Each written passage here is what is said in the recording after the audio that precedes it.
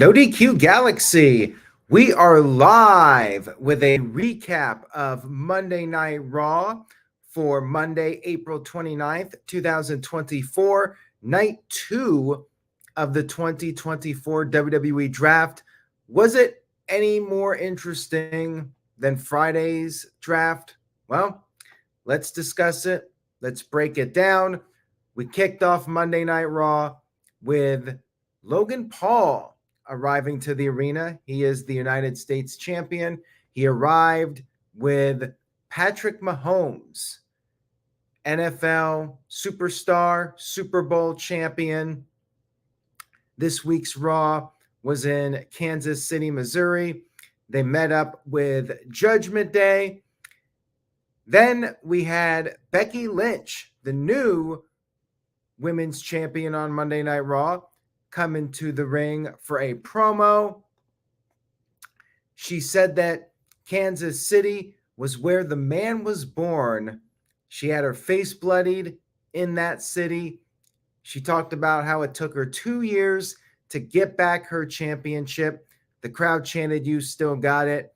She said the titles are meant for defending.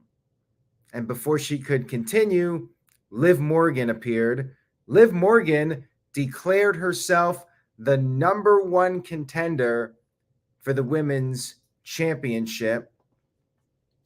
She said that Becky owes her a title match since Liv did what Becky could not do, and that was take out Rhea Ripley. Then Nia Jax interrupted. Nia said the only reason she's not champion is because they double teamed her in the Battle Royal. Nia, who is drafted to SmackDown, said she'll be champion soon on SmackDown, but since it was her last night on Raw, she said she's taking either Becky or Liv with them or with her. Liv then knocked Nia off the apron, and Liv accepted the match for later in the show. Segment was fine. Don't really care about the storyline with Nia Jax and Liv Morgan at this point. It's a lame duck angle with Nia Jax going over to SmackDown, but it was all right.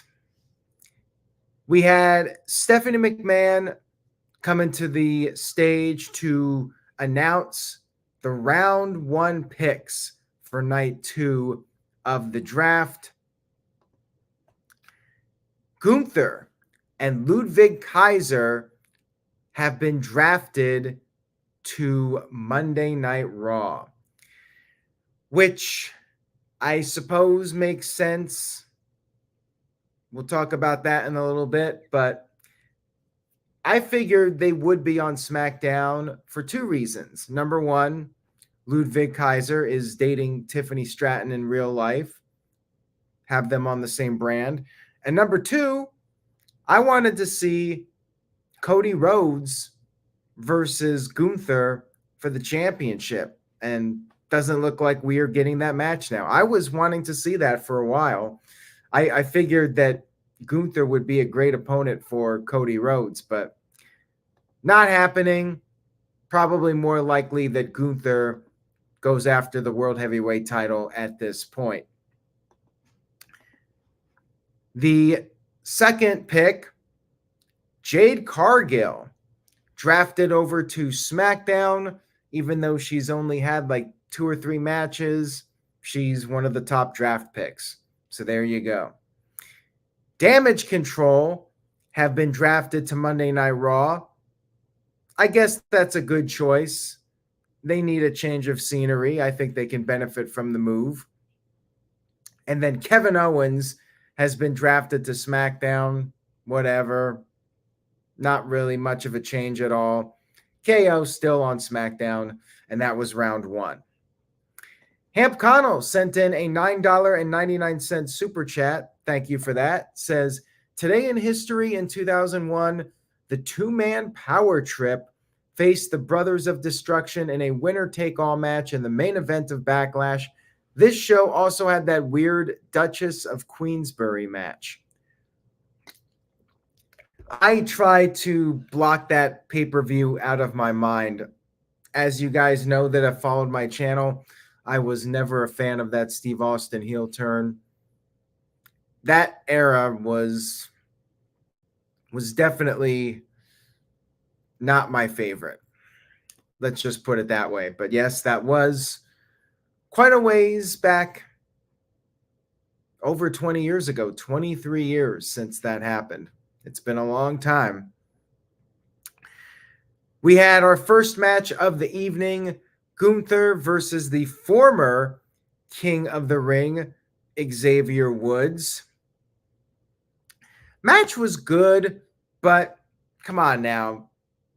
Does anybody really think Xavier Woods is beating Gunther after Gunther just lost the IC title? Gunther largely dominated the match, and Gunther was getting a little bit too arrogant.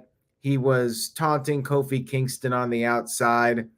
Xavier started to make his comeback, but at one point, Xavier's leg got caught in the ropes, and that played a role in how this match played out.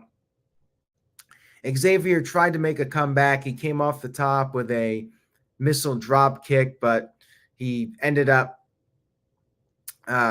getting hurt, and Gunther took advantage. Gunther went for a big splash. Xavier put his knees up, but Xavier hurt his already injured knee even further. And then Gunther applied a half crab. Kofi Kingston was very concerned for his friend. He went to grab a towel. He was going to throw the towel in, but Xavier said no, said he can do it. He did fight out, but then Gunther just applied another submission, and Xavier had nowhere to go. Xavier tapped out. Good match, but very predictable outcome. I will say that. We then had Logan Paul and I Show Speed announce the picks for the second round of the draft. We had CM Punk drafted to Raw. Shouldn't CM Punk be like at the very top of the picks? Shouldn't he be a first round pick? Just saying. The Pride have been drafted to SmackDown. That's Bobby Lashley's group, whatever. Braun Strowman has been drafted to Raw. I guess you can reunite Strowman and Ricochet. And yes, Braun Strowman is still around. He's just been injured. And Tiffany Stratton drafted to SmackDown. So again, she's not on the same brand with Ludwig Kaiser. But I mean, she's so new that it doesn't really matter what brand she's on. She's a fresh face. So it doesn't really make a difference, other than she could spend more time with her boyfriend on Monday Night Raw, but whatever. Logan Paul then came to the ring and cut a promo. He was ripping into Jey Uso, and then Jey Uso came out there. And then we had Finn Balor and JD McDonough come out there, and it was a 3-on-1 situation.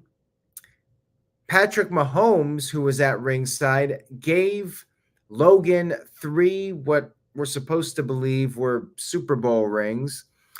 Logan put on the rings, went to hit Jay, but accidentally took out JD McDonough.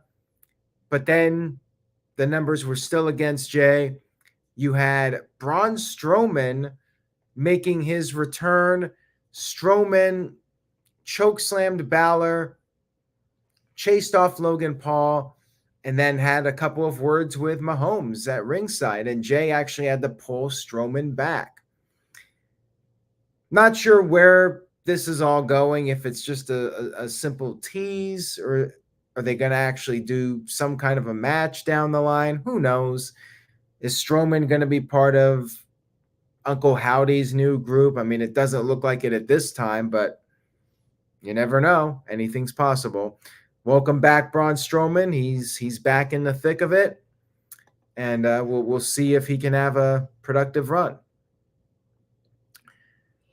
We had R-Truth backstage with The Miz. They were making a joke about how Truth was going to get drafted to the Kansas City Chiefs, and Miz had to point out that it's the WWE draft, not the NFL draft. And then Chad Gable, who was talking to them, got laid out by Sami Zayn with a super kick, a little bit of revenge from the Intercontinental Champion. Then we had Zayn versus Reed for the IC title. Reed got the upper hand early, and then Zayn took control. He took out Reed with a springboard moonsault on the outside of the ring, and Michael Cole on commentary was like, "There's nothing generic about that." Then back in the ring, Reed gained control again, power slammed Zayn, continued to use power moves, could not put away Zayn though. Zayn kept fighting back, and then Zayn busted out a haluva kick out of nowhere, and just when he was going for the win, Chad Gable, getting revenge from earlier, gave Zayn a German suplex, causing a disqualification. Reed then jumped off the top of the tsunami to Zayn. Gable held the IC title over Zayn, but then Reed attacked Gable with the Death Valley driver, and then Reed stood over both men. Guess we're getting another triple threat. It was a good match, but then we had the DQ, and it was more or less filler. Shout out to Walter Cruz. Rage of Wrestling sent in a $5 super chat. Thank you for that. Says, would you like it if they actually took the brand split seriously and went back to brand-specific PLEs, except for the big four and only champions can switch? I'm really not sure what the best course of action is at this point, but I do feel like we need some kind of a change. This draft was very lackluster and not too exciting to watch. If they're going to keep doing it, they either got to change the format or think of something outside the box for it, because this wasn't it here in 2024. We had Ron Simmons and JBL announcing the next pick, so we get JBL again. He was on SmackDown. LWO, including Carlito, have been drafted to Monday Night Raw. Carlito, I guess, still part of the LWO. That was weird. Legado del Fantasma drafted to SmackDown, so I guess that pretty much ends the Rey Mysterio and Legado storyline, and now we're going to have the Carlito storyline on Raw. Legado will probably feud with Andrade now. Drew McIntyre has been drafted to Raw, former world champion, drafted here in the third round. And then Shinsuke Nakamura has been drafted to SmackDown. I guess that's good. Nakamura, another guy that could use a change of scenery. That's a positive, I suppose. Drew McIntyre then came out there, started complaining about being in that spot in round 3 and CM Punk being ahead of him. He called CM Punk a corporate ass kisser and said that Punk is the reason he has a fractured elbow. He said he's still coming to work though. And then Punk's music hit. Punk was up in the luxury box, said he's right here, you little bitch. He called him a little bitch, and then McIntyre stormed off in anger. And Ron Simmons had one word to describe this segment. Damn. It was entertaining, and there was more to this, so stay tuned.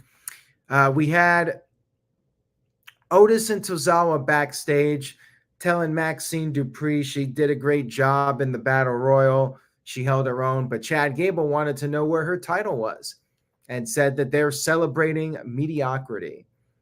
Gable told them to get it together. Gable wants Otis and Tozawa to bring him the tag team titles. More on that in a few moments.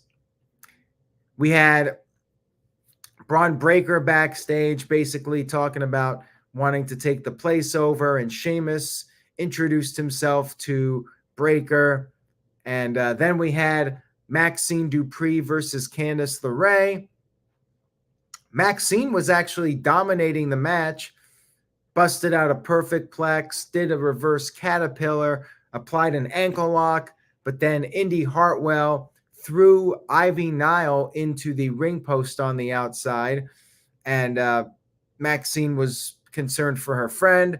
Candice took advantage and picked up the win with her version of the curb stomp that they call the Wicked Stepmother, and got the 1-2-3 victory. Then backstage, Rey Mysterio and the LWO confronted Dominic, and the whole point of this segment was basically just saying the joke from Rey, how Dominic Mysterio has this thing on his lip like a dirty Sanchez. They had to throw that joke out there. And then we had Drew McIntyre going up to CM Punk's luxury box, but CM Punk was not there. Instead, there was just an autographed photo of CM Punk. And as it turns out, CM Punk was back at the ringside area. Punk got in the ring, sat down, he cut a promo for a few minutes, said he has Drew McIntyre's attention like an ex-girlfriend he just can't get rid of. He said that McIntyre has given him purpose, and Punk is going to prove once again that he's the best in the world, in the ring, on the microphone. He said losers pray for things to happen, and winners make things happen. And then Punk said that he is going to make McIntyre's life a living hell when he's cleared to wrestle again. Good segment here. I thought this was the best thing on the show. Always nice to see CM Punk in some form or fashion. And yes, they had a little tease at one point. It was one of those background moments where somebody was cutting a promo, and way in the background, you saw Dominic leave a room right after Liv Morgan. So the plot is continuing to thicken with that. We had Alundra Blaze and Teddy Long announcing the next picks. Excuse me. Once again, Teddy Long on the show. Couldn't we get some different legends? Did we really have to get the same guys on two shows? Anyways, Judgment Day have been drafted to Raw. Whatever. Naomi has been drafted to SmackDown. Again, whatever. Ilya Dragunov has been drafted to Raw. Now, I'm happy for this. I'm glad he's called up, but wasn't exactly a surprise. We all pretty much knew this was happening. And then Chelsea Green and Piper Niven have been drafted to SmackDown. Man, we're really scraping to the bottom of the barrel here now. Even though they've been entertaining, just the fact that they lose like pretty much every match, that's my point. We had Liv Morgan versus Nia Jax, which was a good match, but pretty standard. And you had Tiffany Stratton at ringside, and then, of course, Naomi shows up, and they start fighting on the outside. Nia gets distracted. Liv takes advantage, hits a code breaker, and then picked up the win with the Oblivion. So, yeah, Liv picks up a win. It was fine for what it was. Just your standard TV match, and you do the angle with the people fighting on the outside, distraction, standard stuff. And then we had Booker T interviewed backstage, and he was questioning which NXT stars might get called up next. And then Adam Pearce showed up and said he was glad that Chelsea Green got drafted to SmackDown, and Was very happy with his picks up to that point. And he had a Jim Cornette-like suit on, and Pat McAfee said that Adam Pearce should go grab a tennis racket in honor of Jim Cornette. Next up, we had Awesome Truth versus Alpha Academy for the tag team titles. Otis got in some offense, World's Strongest Slam and Caterpillar. Then Tozawa tagged in. It was all downhill. Tozawa went for the senton, but Miz got his knees up. R-Truth tagged in. They did their double team finisher, the Truth Crushing finale, and got the win on Tozawa. Chad Gable is not going to be a happy man. Very basic match here. And then backstage, Damian Priest told Judgment Day that he doesn't need their help against Jey Uso at Backlash. And then we had Becky Lynch confronted by Damage Control backstage. Again, this was one of the good moves, I think, to freshen things up a little bit. Damage Control versus Bayley, see. They've been fighting Bayley for so long, it's just planted in my brain. Becky. We had Adam Pearce and Nick Aldis out there to announce the final picks of the draft. So we got the Final Testament being drafted to Raw. Now, on paper, that sounds like a good idea to give them a change of scenery, but it's going to be the same thing. Like, nobody's taking them seriously, and they're basically enhancement talent. Bronson Reed drafted to Raw. His status stays the same. DIY have been drafted to SmackDown. I think that's a good choice. They could use a change of scenery. Excuse me. I think it'll give them a chance to maybe feud with Austin Theory and Grayson Waller, maybe win the tag titles. And then finally, Blair Davenport has been drafted to Friday Night SmackDown. I feel like I forgot some picks. Did I skip around? This always seems to happen. I put these notes in, and I feel like I'm missing around. So let me go back and look at this. Oh, I did miss around. So let's rewind and go back. I talked about that. That was the final round, but I forgot to talk about the fifth round. And Rage of Wrestling, Walter Cruz sent in a $2 super chat, says, what was the tension between CM Punk and Alundra Blaze?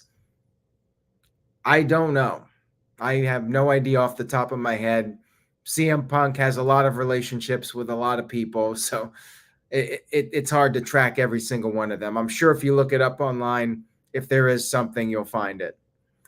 The fifth round, we had Bubba Ray Dudley and Devon announcing the picks. Again, couldn't get different people. They brought the tables this time, so we got that joke. New Day have been drafted to Raw. Whatever. Pretty Deadly drafted to SmackDown. Whatever. Lyra Valkyria from NXT drafted to Raw. She gave Shawn Michaels a hug. She was all emotional. That's cool. You know, she's talented. I'm fine with that call up. Hopefully they'll utilize her.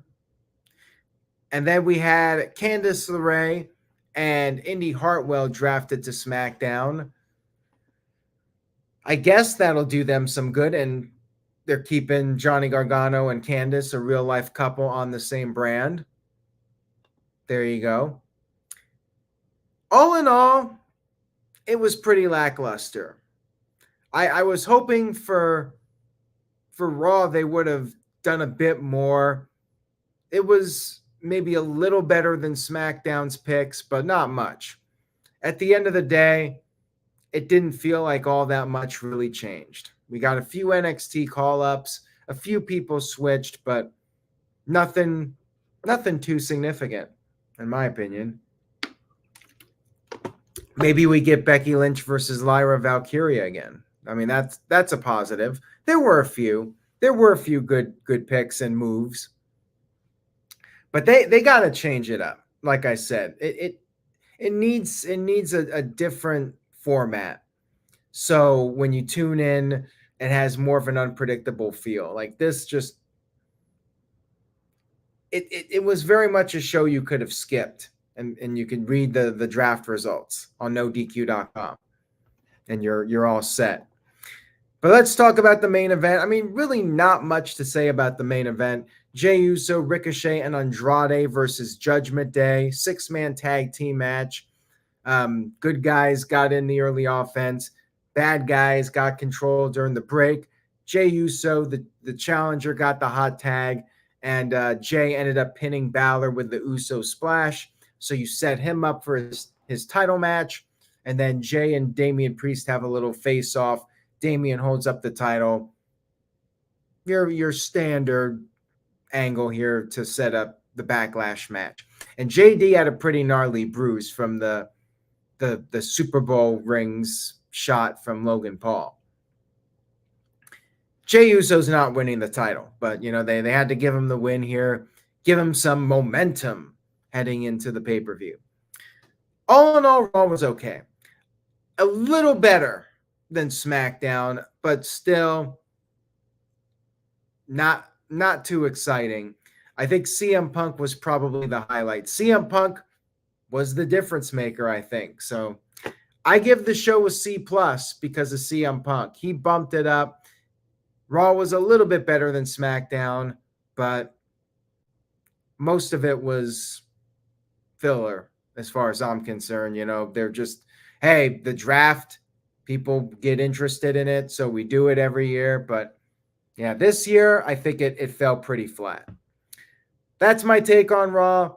Thank you all for tuning in tonight. We got Backlash predictions after NXT at 10:15 Eastern Time. Right after NXT goes off the air, we'll be doing Backlash predictions here on the NoDQ.com YouTube channel. So stay tuned for that. Check out NoDQ.com for the latest news and rumors. Buy a shirt. NoDQ.com/merch. And I will see you all next time.